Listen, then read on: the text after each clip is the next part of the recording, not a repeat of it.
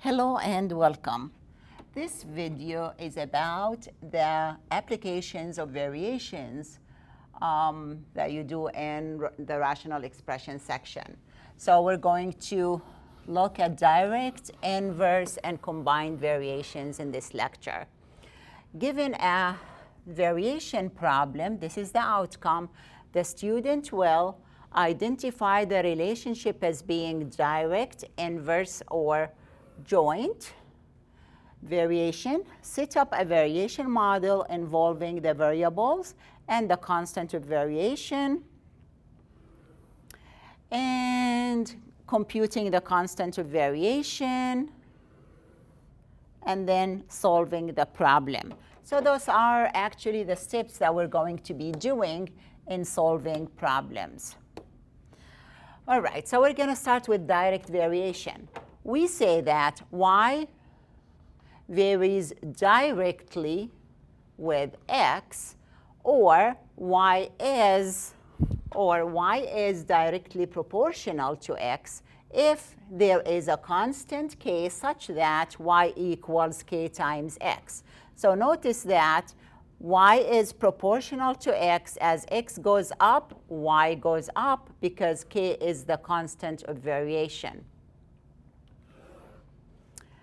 Okay, an example that's easy to understand for direct variation, d equals rt. Distance equals rate times time. And if you think that you're going the speed limit, say 65 miles per hour, then 65 times t equals d. So the 65 part is the constant of variation.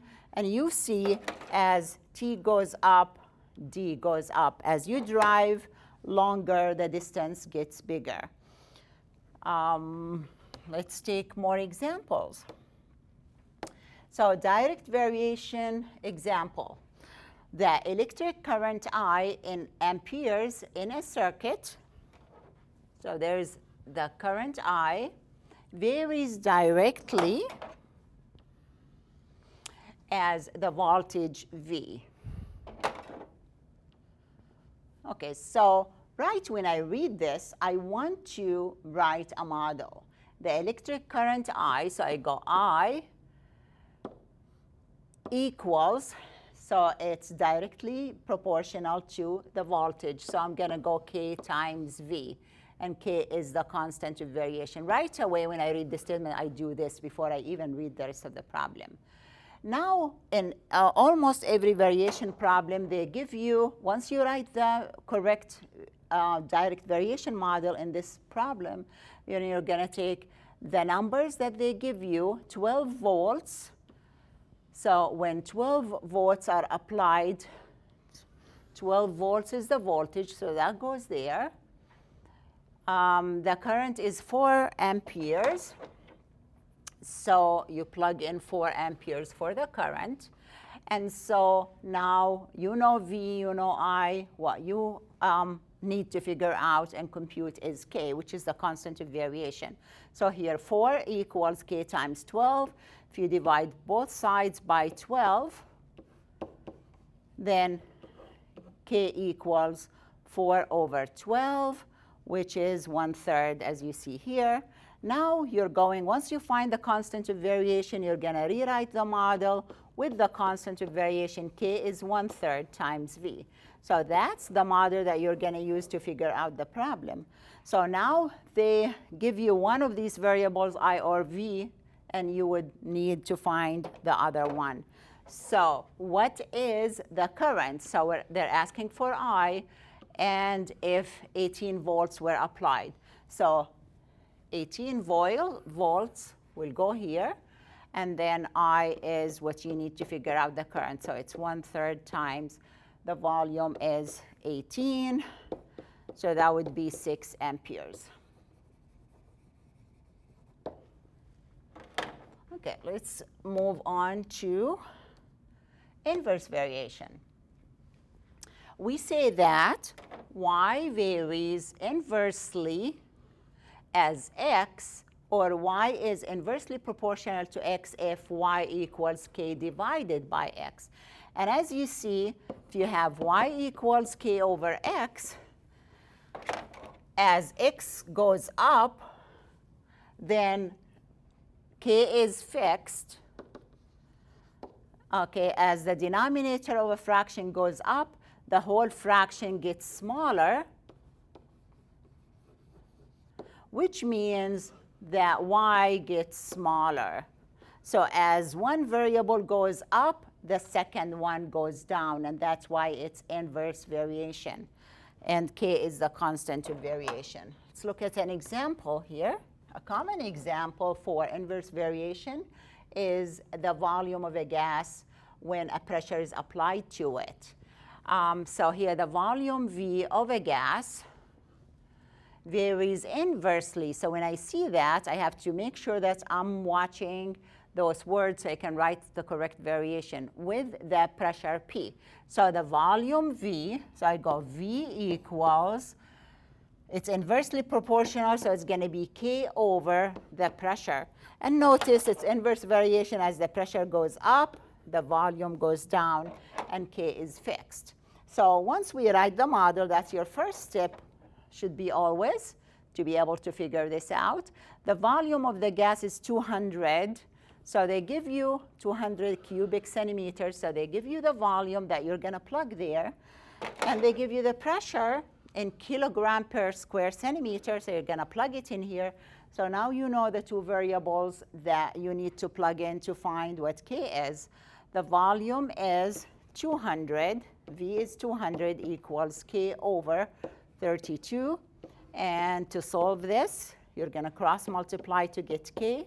So it's K, it's 32 times 200, which is 6,400.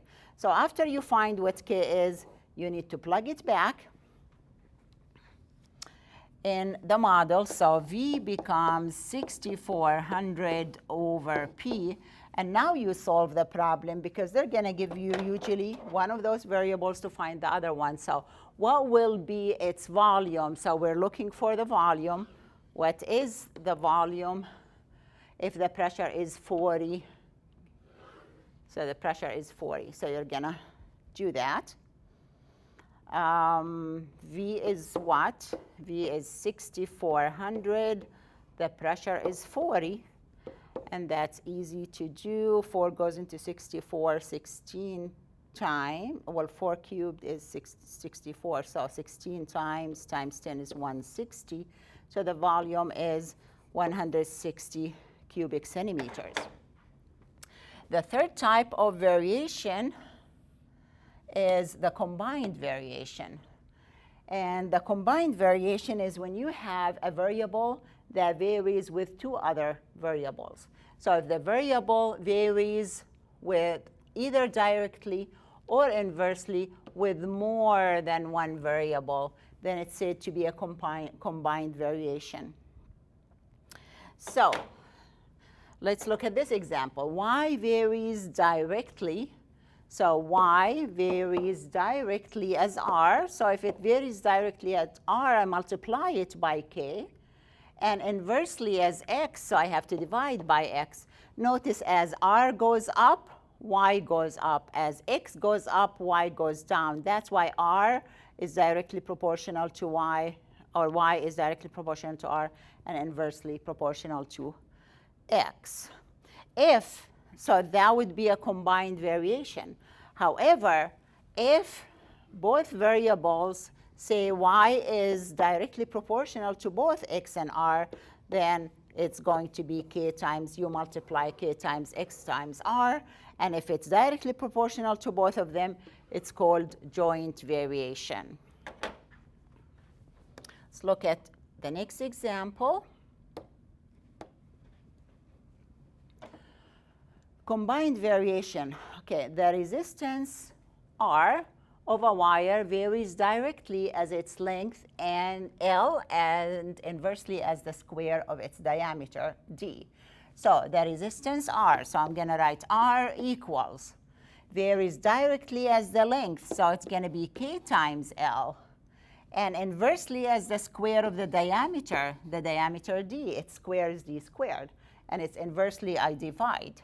So this is a combined variation involving direct for L, inverse for D. And the first thing you have to do is use the information given.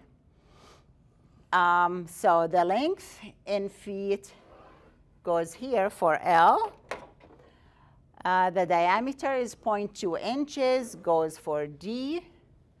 And then 186 is the resistance ohm. So you're going to go with 186 equals K times the length is 150 divided by D is 0.2 quantity squared.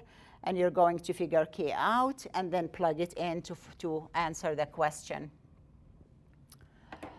So I'm going to, so K will be 0.2 squared. 0.2 times 0.2 is 0.04 times 186 divided by 150. And you use your calculator to figure this out. The next step is you go back to R, plugging K by its value. So this simplified goes for K multiplied by L.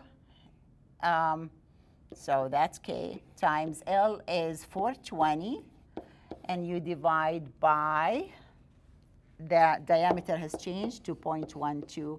So it's 0.12 squared. And so we need to figure out what R is. And so there it goes. A last example on the combined variation when it's joint, and that means both of them are direct variations. The surface area of a cylinder. So if you have a cylinder, its surface area is proportional to R, directly proportional to the radius, and the height h. And so right away, I would go, the area is K, which is the constant of variation, multiplied by R multiplied by h. Most important step is you write your variation model. Then in the problem, they're going to give you values of A, R, and h, so you can find K. And then once you find K, and I have this here for you, the area, they give you the area to be 36 pi, and the radius is 3, and then the height is 6 inches. So you plug all of them in there, you find K. So K turns out to be 2 pi. That's the exact number, but you could always approximate, use 3.14 or whatever you need to do. So you're going to rewrite, that's your K right there. We plugged it in, times R times h. And they say if R is 4, so you're going to plug in R, the radius is 4, the height is 5, what's the area? And so it comes out to be the area is 40 pi. And that would be the exact answer. Hope this works for you. See you next time.